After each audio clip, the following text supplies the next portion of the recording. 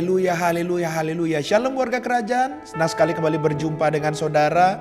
Dimanapun saudara berada, doa saya kiranya setiap kita tetap sehat dan tetap dalam pemeliharaan Raja kita yang sempurna.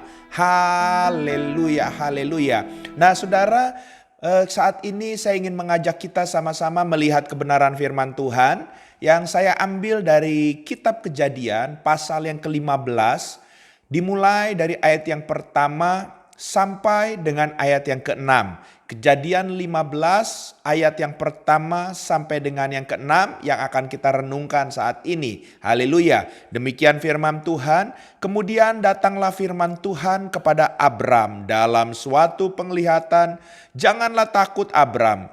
Akulah perisaimu, upahmu akan sangat besar. Abram menjawab, ya Tuhan Allah, apakah yang akan engkau berikan kepadaku karena aku akan meninggal dengan tidak mempunyai anak dan yang akan mewarisi rumahku ialah Eliezer orang Damsyik itu.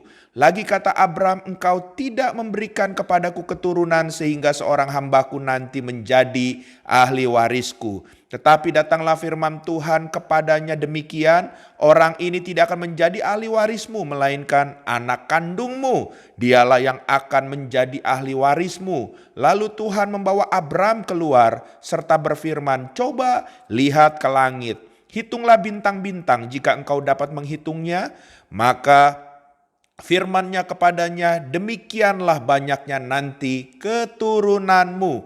Lalu percayalah Abram kepada Tuhan, maka Tuhan memperhitungkan hal itu kepadanya sebagai kebenaran. Haleluya, haleluya. Katakan amin, puji Tuhan.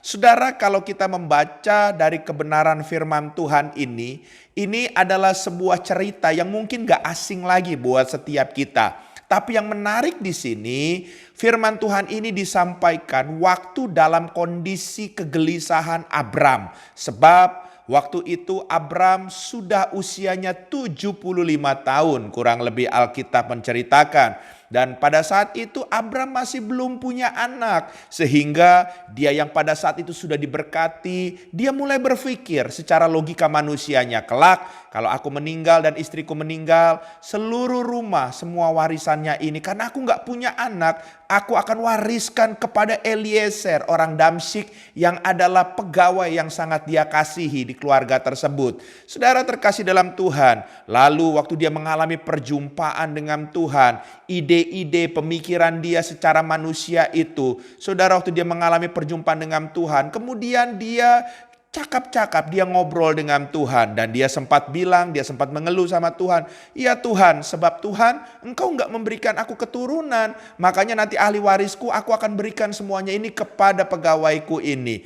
Tapi saudara saat itu Tuhan bilang bukan dia yang akan menjadi ahli warismu. Tetapi anak kandungmu, dialah yang akan menjadi ahli warismu. Haleluya, haleluya. Saudara bisa bayangkan betapa kagetnya Abram waktu menerima janji Tuhan itu. Dan saya percaya Abram adalah orang yang bergaul erat dengan Tuhan. Ya, sekalipun secara pemikirannya saudara terkasih dalam Tuhan mungkin berkecamuk pikiran-pikiran yang aneh-aneh.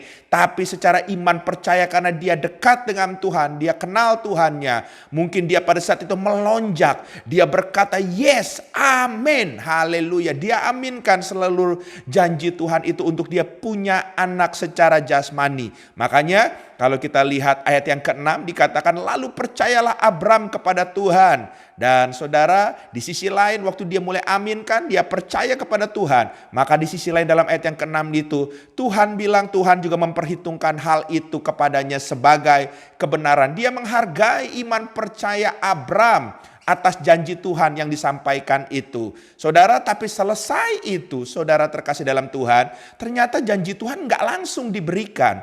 Dan kalau kita melihat daripada sejarah Abraham, berapa lama dia harus menanti anak perjanjian tersebut, yang adalah Ishak. Saudara, kurang lebih waktunya itu 25 tahun, sampai kurang lebih Abram berumur, ya waktu itu sudah berganti nama jadi Abraham. Ya usianya itu sampai 100 tahun, saudara terkasih dalam Tuhan. Dan saya mau kasih tahu sama saudara, penantian 25 tahun itu bukanlah masa yang sebentar. Haleluya. 25 tahun itu kalau saudara punya anak, anak itu mungkin bukan cuma sekedar sudah lulus kuliah, tapi sudah mulai saudara bekerja, sudah mulai bisa menghidupi dirinya sendiri dengan hasil pekerjaannya.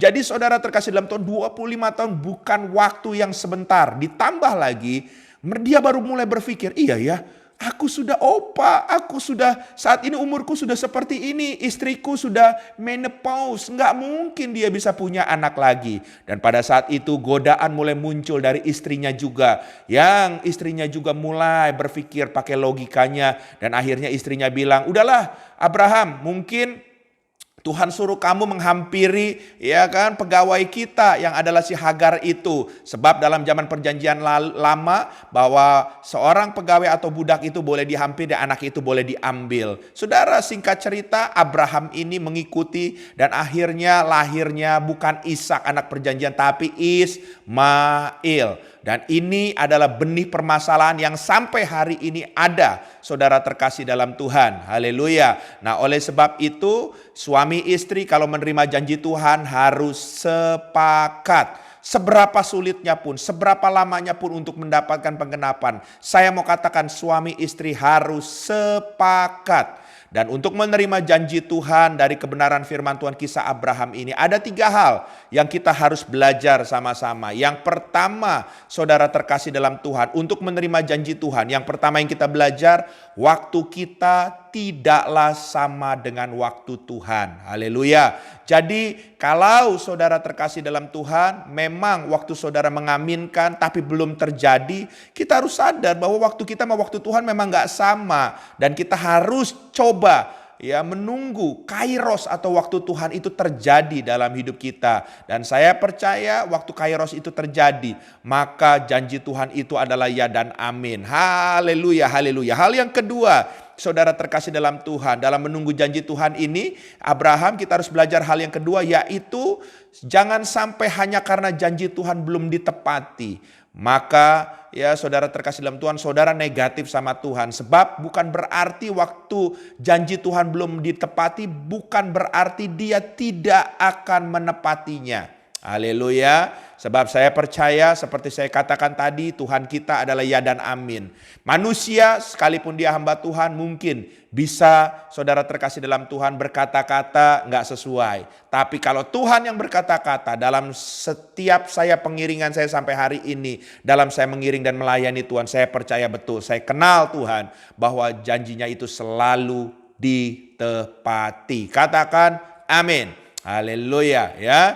Jadi kalau saudara belum ditepati hari ini bukan berarti dia nggak akan menepati. Jadi sabar itu, haleluya ya, sabar dalam menanti janji Tuhan tergenapi itu ya. Haleluya. Dan hal yang ketiga kita belajar dari kisah Abraham ini ya, apa? Hal yang ketiga, janganlah membuat Ismail ketika ya telah dijanjikan Ishak. Apa janji Tuhan? Kalau janji Tuhan Ishak, ya pakai cara untuk mendapatkan Ishak. Jangan coba-coba pakai cara kita sehingga yang didapat bukan Ishak, tapi malah kita buat Ismail seperti Abraham. Sebab kalau kita nggak sesuai di cara Tuhan, maka ini akan menimbulkan masalah. Bukan hanya saat itu juga, tapi bisa sampai kemudian hari. Haleluya. Oleh sebab itu, marilah kita tetap setia, bertekun. Walaupun harus sabar untuk menunggu janji Tuhan. Ishak yang kita tunggu, anak perjanjian Tuhan yang akan terjadi dalam hidup kita. Dan saya percaya setiap kita telah menerima janji Tuhan. Mari kita tetap bertekun dalam Tuhan. Tuhan memberkati kita seperti Tuhan memberkati Abraham. Haleluya, haleluya. Izinkan saya berdoa buat saudara. Tuhan, hamba berdoa dalam nama Yesus. Janji Tuhan ya dan amin. Apapun pergumulan kami serahkan ke dalam tangan Tuhan. Kalau kami harus bersabar, berikan kami hati yang sabar. Sehingga kami percaya di saat kami melewati proses ini, maka jawaban Tuhan itu akan indah dan terbaik buat setiap kami. Terima kasih, materaikan firman Tuhan. Jadilah kehendak-Mu atas hidup kami. Dalam nama Yesus. Haleluya. Amin.